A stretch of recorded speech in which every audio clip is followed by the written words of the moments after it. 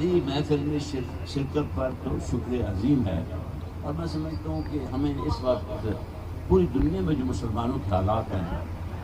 اس کے لیے میں فکر مند بھی ہوں اللہ اللہ اور دعا گو بھی ہوں۔ اس میں ہمارے پاس ایک ہی حل ہے کہ ہم اپنے حالات پر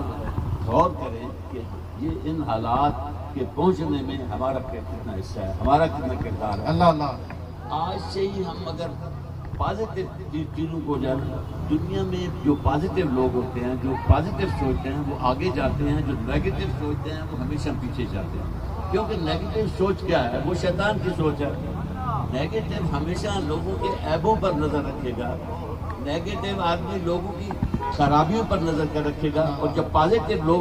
وہ ہوتے ہیں جو لوگوں کی اچھائیوں کو دیکھتے ہیں، اچھائیوں کو حاصل کرتے ہیں اور پھر اچھائیوں کا اپنے اوپر